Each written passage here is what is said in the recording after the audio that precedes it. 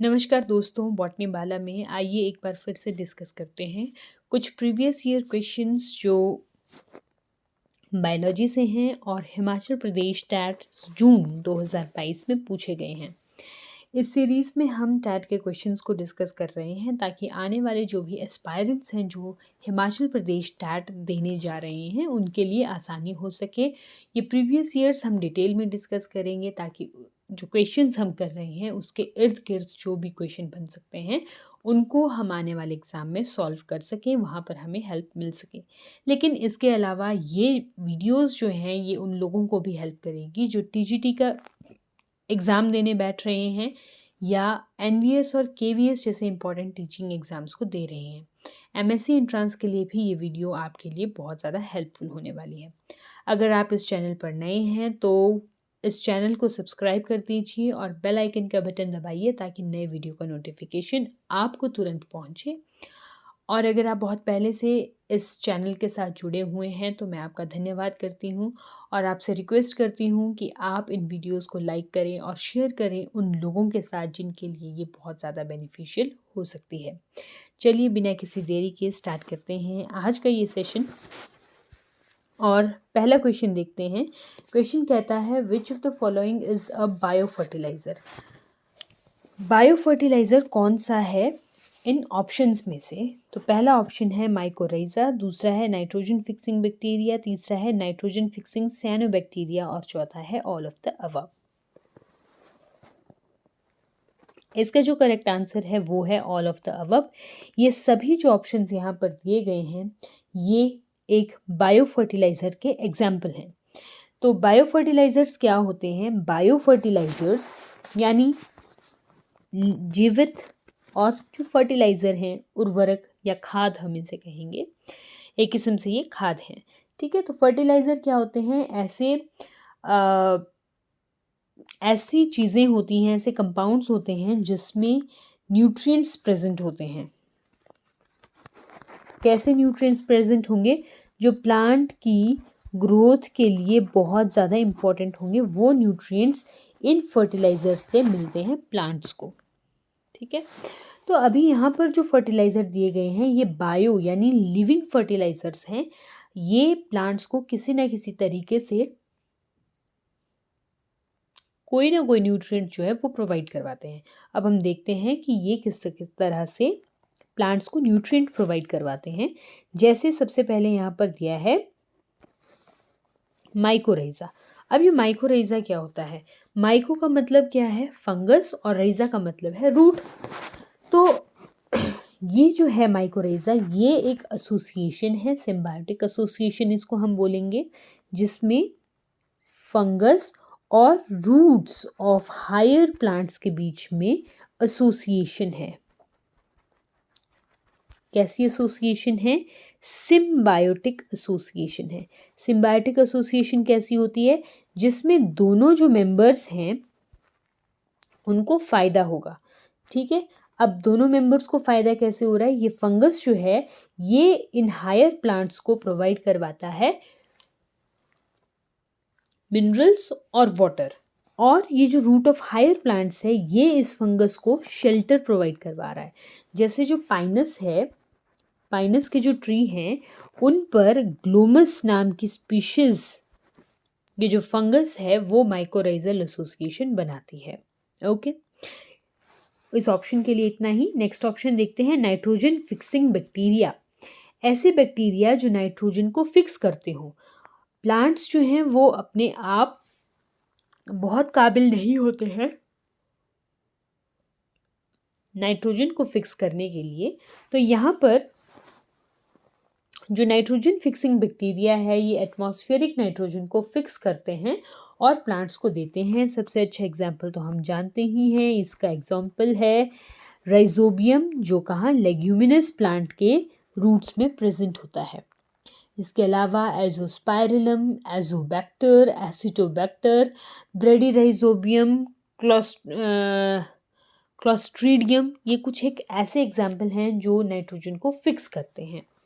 ठीक है, तो राइजोबियम इसमें याद रखना है और ये इसमें लेग्यूमिनस प्लांट्स में प्रेजेंट होते हैं। नेक्स्ट है यहाँ पर नाइट्रोजन फिक्सिंग बैक्टीरिया, जिसको हम ब्लू ग्रीन एल्गी भी कहते हैं। Nitrogen fixing सियानोबैक्टीरिया, blue green algae. ठीक है, अब सारे के सारे साइनोबैक्टीरिया जो हैं वो नाइट्रोजन को फिक्स नहीं करते हैं। कुछ एक बैक्टीरिया जो है वो नाइट्रोजन को फिक्स करते हैं, जिसमें नॉस्टॉक और एनाबिना बहुत ज़्यादा इम्पॉर्टेंट है। एलुसीरा भी इसमें आता है। तो ये भी क्या करते हैं, नाइट्रोजन प्रोवाइड करवाते हैं उन प्लांट्स को जहाँ जिनके साथ ही क्या करते हैं, सर्वाइव करते हैं। नेक्स्ट क्वेश्चन देखते हैं। Which part of the alimentary canal receives bile from the liver? तो alimentary canal क्या हुआ, हमारा डाइजेस्टिव सिस्टम की जो कनाल है वो, और डाइजेस्टिव सिस्टम की कनाल में बाइल जो लीवर से सिक्रीट होता है उसको कौन रिसीव करता है? तो इसका सिंपल सा आंसर है स्मॉल इंटेस्टाइन। जो बाइल जूस है वो कहाँ सिक्रीट होता है? स्मॉल इंटेस्टाइन में सिक्रीट होता है। तो एक सिंपल सा अगर हम आउटलाइन देखें तो सबसे पहले माउथ है, माउथ के अंदर बकल कैविटी आती है, उसके बाद फेरिंग्स आता है, और उसके बाद ग्लॉटिस, एपिग्लॉटिस वहीं पे आएगा। उसके बाद ये ओसोफेगस आती है जो स्टमक पे जाके ओपन होती है। इस स्टमक के ठीक on the right hand side यहाँ पर लीवर प्रेजेंट होता है जो बाइल जूस को सिक्रेट करता है। ये बाइल जूस गॉल ब्लैडर में जाके कॉन्सेंट्रेट होता है, और ये स्टमक जो है ये आगे चलकर स्मॉल इंटेस्टाइन में एमर्ज करता है। और इसी स्टमक के लेफ्ट हैंड साइड पर पेनक्रियास प्रेजेंट होता है जो पेनक्रियाटिक जूस सिक्रीट करता है। ये बाइल जूस और पेनक्रियाटिक जूस ये हिपैटोपेनक्रियाटिक डक्ट से कहाँ लिबरेट होती है? स्मॉल इंटेस्टाइन में जाती है। ठीक है, तो स्मॉल इंटेस्टाइन में बाइल और पेनक्रियाटिक जूस दोनों जो हैं ये कहाँ पर ऐड होते हैं? ये ऐड होते हैं स्मॉल इंटेस्टाइन में। उसके बाद स्मॉल इंटेस्टाइन जो है वो लार्ज इंटेस्टाइन में, जिसको कोलन भी कहा जाता है, वहाँ पे जाके पहुंचती है। लार्ज इंटेस्टाइन में सिर्फ और सिर्फ वाटर की एब्जॉर्प्शन होती है, जबकि स्मॉल इंटेस्टाइन में जितने भी हमारे न्यूट्रिएंट्स हैं वो एब्जॉर्ब हो जाते हैं। और लार्ज इंटेस्टाइन अल्टीमेटली जो है वो रेक्टम और एनस में खुलती है। यहाँ पर जो ओसोफेगस है इसका काम क्या है? जो बकल कैविटी और स्टमक के बीच में पैसेज को बनाना। ठीक है, तो बाइल जो रिसीव होता है वो कहाँ पर? स्मॉल इंटेस्टाइन में रिसीव होता है। नेक्स्ट क्वेश्चन देखते हैं। Which of the following minerals is essential for photolysis of water?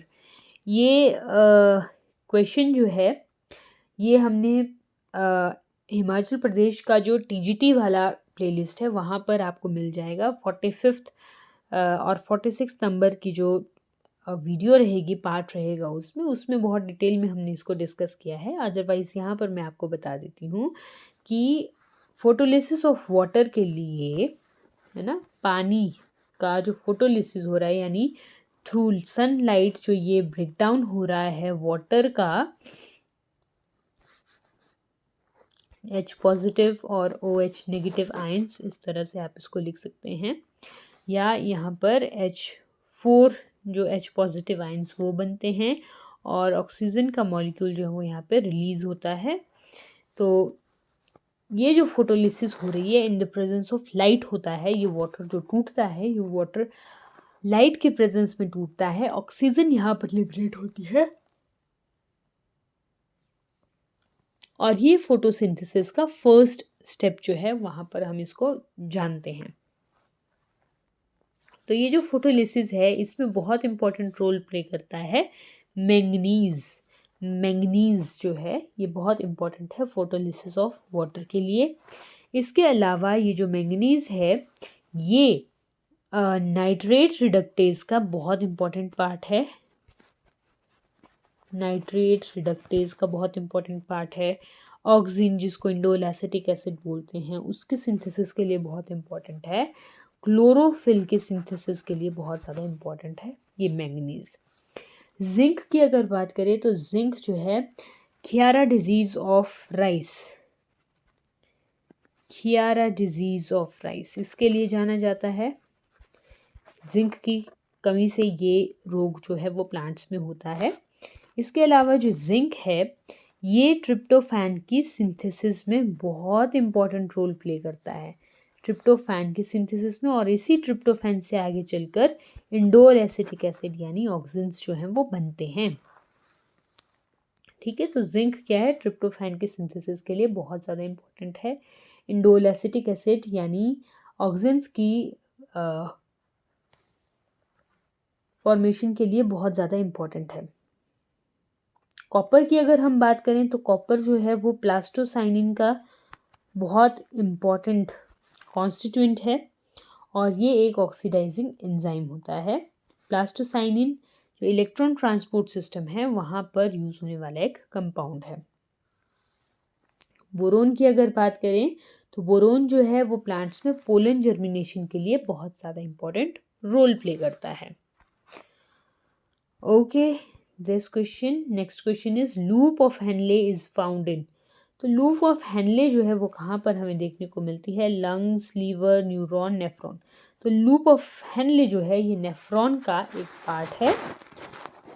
Nephron क्या है, nephron is the structural and functional unit of kidney. तो हमारी किडनी का काम क्या है, बॉडी को प्यूरिफाई करना, ब्लड को प्यूरिफाई करना, वेस्ट मटेरियल को बाहर ले जाना, और किडनी में ये जो सिंगल यूनिट जो काम करती है वो क्या है, नेफ्रॉन है। नेफ्रॉन के स्ट्रक्चर की अगर हम बात करें तो नेफ्रॉन के स्ट्रक्चर में हमारे पास सबसे पहले आता है ये एक कप शेप्ड स्ट्रक्चर जिसमें बहुत सारे डिफ्यूजिंग सेल्स जो हैं वो प्रेजेंट होते हैं। इसको हम बाउमेन कैप्सूल बोलते हैं। इस बाउमेन कैप्सूल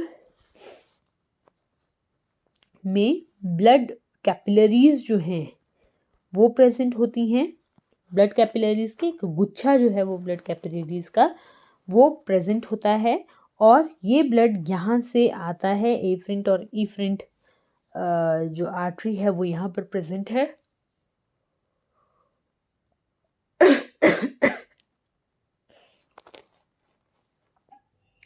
तो ये यहाँ से ब्लड आएगा और यहाँ पर प्यूरिफिकेशन होगी यानी फिल्ट्रेशन होगी। तो ये जो आर्टरी है यहाँ पर और ये जो बाउमेन कैप्सूल है ये एक फिल्ट्रेशन यूनिट की फॉर्मेशन यहाँ पर करते हैं और इसी फिल्ट्रेशन यूनिट को हम मालफिगियन बॉडी भी कहते हैं।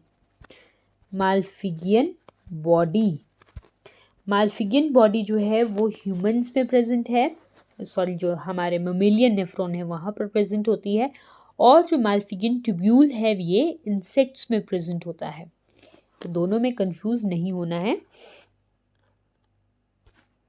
इसके बाद ये जो बाउमेन कैप्सूल है ये बनाता है प्रॉक्सिमल कॉन्वोल्यूटेड ट्यूब्यूल।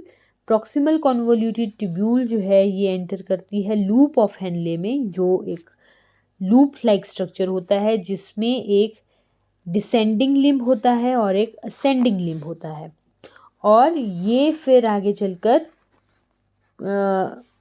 मूव करती है डिस्टल कॉन्वोल्यूटेड ट्यूब्यूल में, और डिस्टल कॉन्वोल्यूटेड ट्यूब्यूल जो है वो फर्दर ओपन करता है इन कलेक्टिंग डक्ट में। तो ये जो हैं ये पार्ट हैं लूप ये नेफ्रॉन के पार्ट्स हैं।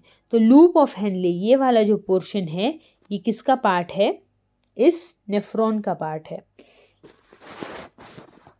यहाँ पर बाउमेन कैप्सूल में जो है वो फिल्ट्रेशन होती है, मालफिगियन बॉडी जिसको बोलते हैं वहाँ पर पूरा फिल्ट्रेशन होता है ब्लड का, और फिर बाद में ये proximal convoluted tubule, loop of Henley और डिस्टल कॉन्वोल्यूटेड ट्यूब्यूल जो है ये यूरिन की कंसंट्रेशन को मेंटेन करते हैं। जिस कंसंट्रेशन में यूरिन चाहिए या बॉडी को जिस कंसंट्रेशन में यूरिन देने की ज़रूरत है, जो भी वेस्ट मटेरियल को बाहर निकालने की ज़रूरत है या एब्जॉर्ब करने की ज़रूरत है किसी कंपाउंड को, तो वो यहाँ पर होता है। और अल्टीमेटली कलेक्टिंग डक्ट में जो है वो यूरिन बनकर हर एक नेफ्रॉन से पास होता है। Okay, so this is loop of Henle. Next question, O blood group child can not have parents of blood group. तो किसी बच्चे का ब्लड ग्रुप ओ है, उसके पेरेंट्स के पास कौन सा ब्लड ग्रुप नहीं हो सकता है। तो ब्लड ग्रुप की अगर हम बात करें तो ब्लड ग्रुप जो है वो एग्जाम्पल है मल्टीपल अलील्स का। मल्टीपल अलील्स का एग्जाम्पल है। मल्टीपल अलील्स क्या होते हैं? मल्टीपल अलील्स में एक से ज़्यादा अलील जब किसी एक कैरेक्टर को गवर्न करते हैं तो वो मल्टीपल अलील्स होते हैं। अच्छा, अलील्स क्या होती हैं? अलील्स होते हैं different form of a single gene. ठीक है, वो क्या होते हैं? अलील्स होते हैं और एक कैरेक्टर को ये गवर्न करते हैं।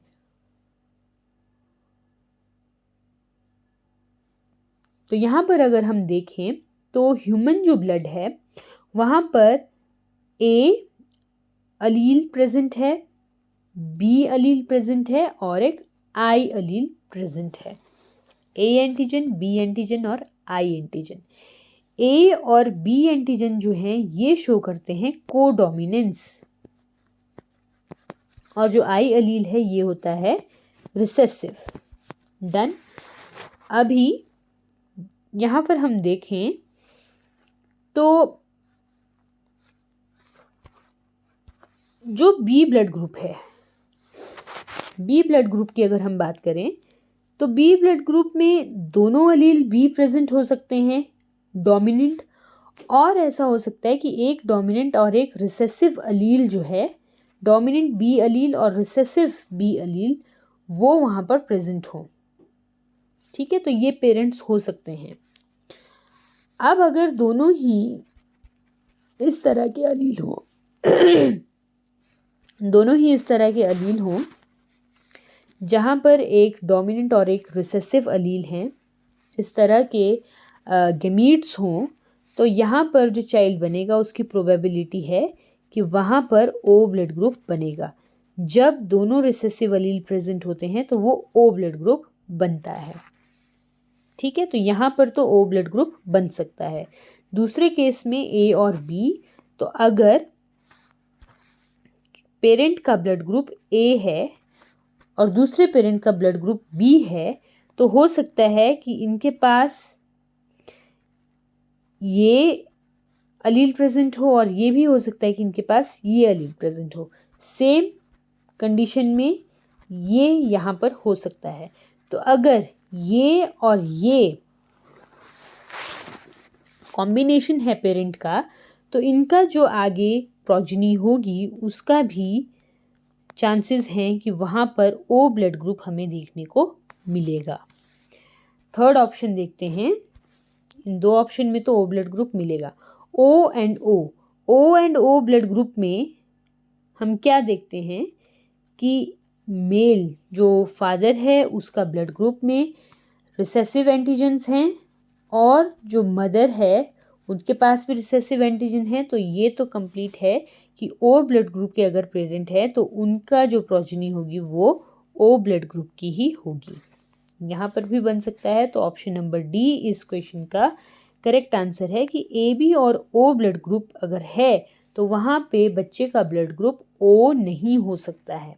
ठीक है, या ओ ब्लड ग्रुप के बच्चे के पास ए बी ग्रुप का पेरेंट जो है वो नहीं हो सकता। ए बी ग्रुप के पेरेंट का मतलब क्या है? यहाँ पर जो गैमीट्स बनेंगे उसमें एक गैमीट में ए एंटीजन प्रेजेंट होगा, दूसरे में बी एंटीजन प्रेजेंट होगा। ठीक है, और यहाँ पर जो दूसरा पेरेंट होगा उसके पास रिसेसिव कंडीशन में कौन होंगे? आई जीन जो है या आई एंटीजन जो है वो प्रेजेंट होगा। तो यहाँ पर अगर हम देखें तो हमें या तो ए ब्लड ग्रुप मिलेगा या तो बी ब्लड ग्रुप मिलेगा, लेकिन ओ ब्लड ग्रुप जो है वो हमें यहाँ पर रिसीव नहीं होगा। तो ओ ब्लड ग्रुप का जो चाइल्ड है उसके पेरेंट्स ए बी और ओ दोनों नहीं हो सकते। नेक्स्ट क्वेश्चन देखते हैं। In test tube baby procedure, जो टेस्ट ट्यूब बेबी का प्रोसीजर होता है उसमें embryo development is in vitro, there is no fertilization, C fertilization is in vitro and D fertilization is in vivo. तो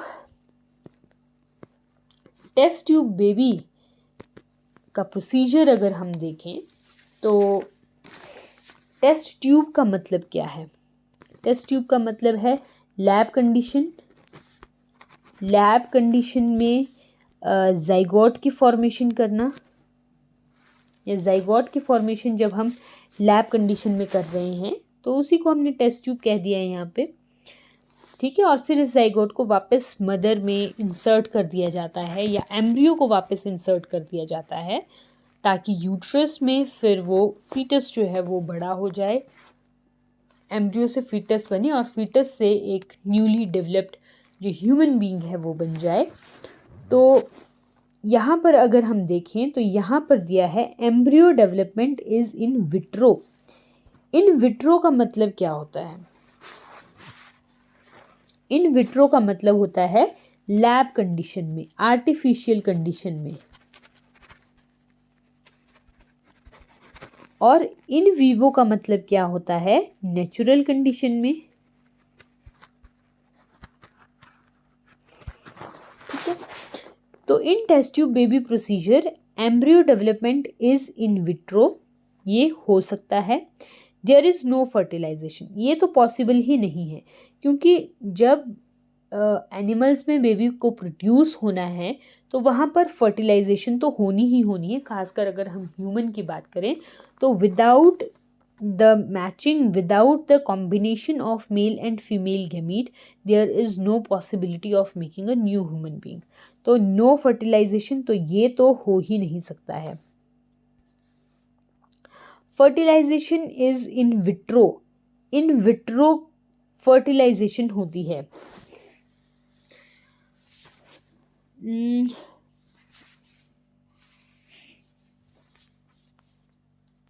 तो इन vitro fertilisation का मतलब क्या है? लैब कंडीशन में ही फर्टिलाइजेशन होगा, लेकिन सिर्फ फर्टिलाइजेशन ही नहीं होनी है, उसके बाद एम्ब्रियो को भी डेवलप करना है। या fertilization is in vivo, in vivo fertilization मतलब नेचुरल कंडीशन में फर्टिलाइजेशन करना। तो टेस्ट ट्यूब बेबी प्रोसीजर में जो है वो फर्टिलाइजेशन तो इन विट्रो होती ही है, लेकिन उसके बाद क्या होता है, जो एम्ब्रियो है वो भी डेवलप किया जाता है इन विट्रो यानी लैब कंडीशन में। तो इसका करेक्ट ऑप्शन है ऑप्शन नंबर ए। अब आप कंफ्यूज हो रहे होंगे कि ए और सी दोनों ही बता दिया, तो ये कैसे पॉसिबल है? तो टेस्ट ट्यूब बेबी जो है, टेस्ट ट्यूब बेबी मतलब बेबी का प्रोसीजर यहाँ पर दो जो सिंगल सेल है उससे ज़्यादा सेल्स वहाँ पर प्रेजेंट होने चाहिए। सिर्फ जाइगोट की वहाँ पर बात नहीं है। जो इनफर्टाइल कपल होते हैं जो किसी वजह से बेबी बियर नहीं कर सकते, तो उनके लिए आर्टिफिशियल रिप्रोडक्टिव टेक्नोलॉजी जो है वो काम में आती है। ART जिसको बोलते हैं, ART टेक्नोलॉजी या ART असिस्टेड रिप्रोडक्टिव टेक्नोलॉजी इसको बोलते हैं। इसमें एक कॉन्सेप्ट आता है जिसको हम बोलते हैं in vitro fertilisation. In vivo नहीं, in vitro fertilisation. In vitro fertilisation का मतलब है फीमेल बॉडी के अंदर फर्टिलाइजेशन नहीं होगी, ये लैब कंडीशन में इन पैट्री प्लेट्स जो है फर्टिलाइजेशन होती है। ये दो तरह की होती है, एक होती है ज़िफ्ट, ज़ाइगोट इंट्राफेलोपियन ट्रांसफ़र, ठीक है। जैसे ही फर्टिलाइजेशन कराया वैसे ही उस ज़ाइगोट को हमने ट्रांसफ़र कर दिया। और दूसरा आता है टेस्ट ट्यूब बेबी जिसमें बनेंगे, उसको हम कहेंगे IUT, ठीक है, इंट्रा यूट्राइन ट्रांसफ़र, यानी सीधा यूट्रस में जो है वो ट्रांसफ़र करना है। अब ये जो इंट्रा यूट्राइन ट्रांसफ़र है, ये 8 जो ब्लास्टोमेर स्टेज है उससे बड़ा जब क्लीवेज हो जाती है, ठीक है, क्लीवेज के बाद जाइगोट में जब क्लीवेज हो रही है तो वो 8 सेल से ज़्यादा जब हो जाती है तो वो जो ब्लास्टोमेर है उसको सीधा सीधा कहाँ पर ट्रांसफ़र किया जाता है, इस टेस्ट ट्यूब बेबी प्रोसीजर में ट्रांसफ़र किया जाता है। और एक और कंडीशन है फर्टिलाइजेशन इज इन विवो। ये वाला जो केस है ये क्या है, इसको हम बोलते हैं गैमीट इंट्राफेलोपियन ट्रांसफ़र। बहुत सारी फीमेल्स ऐसी होती हैं जो ओवम प्रोड्यूस नहीं कर पाती हैं, लेकिन और जो बाकी उनका सिस्टम है वो पूरी तरह से हेल्दी होता है। तो यहाँ पर क्या है, मेल के स्पर्म और फीमेल का जो ओवम है, इस फीमेल का नहीं किसी और फीमेल का, उसको उस फीमेल के फेलोपियन ट्यूब में ट्रांसफ़र कर दिया जाता है। ठीक है, मेल और फीमेल दोनों ही गैमीट्स को फेलोपियन ट्यूब में ट्रांसफ़र कर दिया जाएगा।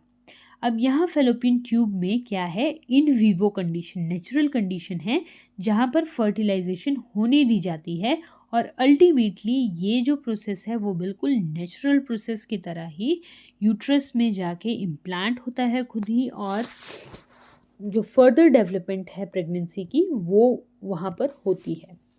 तो ये है गिफ्ट, GIFT, और एक था gift, zygote intrafallopian transfer. Zygote intrafallopian transfer में फर्टिलाइजेशन इन विट्रो होती है,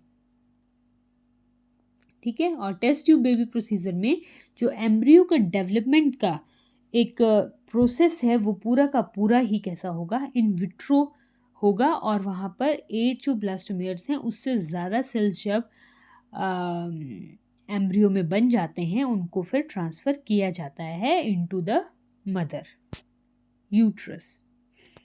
नेक्स्ट क्वेश्चन देखते हैं। The duration of human cardiac cycle is, human cardiac cycle, cardiac cycle का मतलब यहाँ पर हार्ट बीट भी है, कार्डियक साइकिल को ही हम हार्ट बीट भी कहते हैं। और ये पता होना चाहिए कि कार्डियक साइकिल जो है वो 0.8 सेकेंड का रहता है। एक हार्ट बीट कितने सेकेंड के लिए होती है, 0.8 सेकेंड के लिए होती है, इसलिए वो 72 से 75 बार एक मिनट में दिल धड़कता है। अब थोड़ा डीप अगर इसमें पढ़ें तो हार्ट बीट जो है उसमें 2 चीज़ें हम पढ़ते हैं, एक होता है सिस्टोल और एक होता है डायस्टोल। सिस्टोल का मतलब होता है डायस्टोल, सिस्टोल का मतलब होता है कॉन्ट्रैक्ट करना, ठीक है। हार्ट के 4 खाने होते हैं, ऊपर वाले जो 2 राइट और लेफ्ट खाना है उसको ऑरिकल कहते हैं और नीचे वाले खाने को वेंट्रिकल कहते हैं, A और V अगर हम इसको लिख लें तो सिस्टोल में कॉन्ट्रैक्ट का मतलब कॉन्ट्रैक्शन होना, ठीक है, सिस्टोल होना, कॉन्ट्रैक्शन होना जब ऑरिकल कॉन्ट्रैक्ट करेंगे। और डायस्टोल का मतलब क्या है, रिलैक्स हो जाना, कॉन्ट्रैक्शन से उल्टा रिलैक्स हो जाना। तो ये जो ह्यूमन कार्डियक साइकिल है इसमें सिस्टोल और डायस्टोल है। सबसे पहले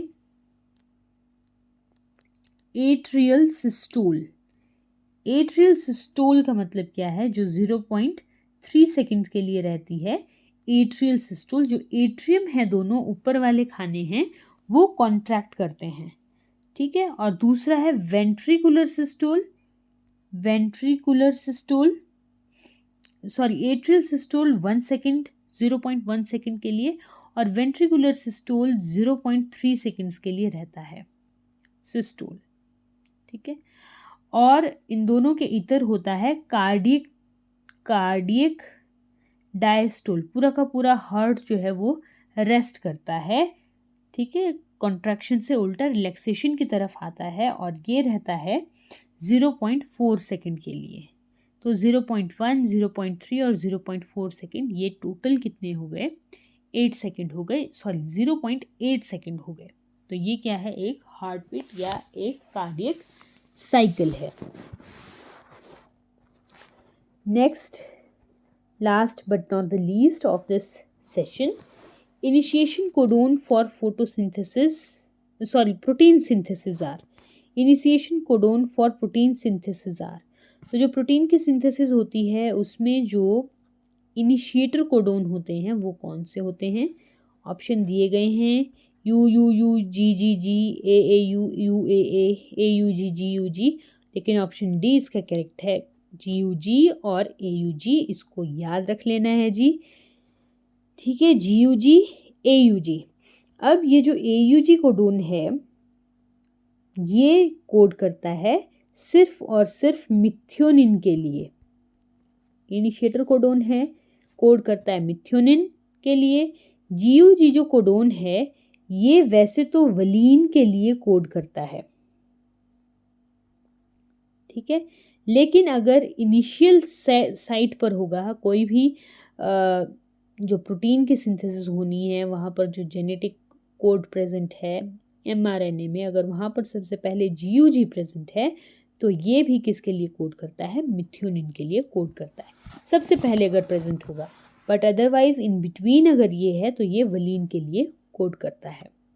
ये तो इनिशिएटर कोडोन है जो प्रोटीन की सिंथेसिस को स्टार्ट करते हैं। इसी तरह से स्टॉप कोडोन्स भी होते हैं, 3 स्टॉप कोडोन होते हैं जो किसी भी अमाइनो एसिड को असाइन नहीं है, और अगर वो बीच में आ जाते हैं तो वहाँ पर प्रोटीन सिंथेसिस क्या हो जाती है? स्टॉप हो जाती है। कौन कौन से हैं? यूआ, यूअग, युगा, याद रखना है, यूअग, युगा, ये क्या है? स्टॉप कोडोन है, और यहाँ से भी क्वेश्चंस जो है वो पूछ लिए जाते हैं। तो ये था आज का लास्ट क्वेश्चन। आई होप आपको अच्छे लगे होंगे ये क्वेश्चन, आपने एंजॉय किया होगा इन क्वेश्चंस को पढ़ते हुए। आप अपनी तैयारी लगातार करते रहिए और इन वीडियोस को अपना प्यार देते रहिए। मिलते हैं आपसे नेक्स्ट वीडियो में, तब तक के लिए नमस्कार।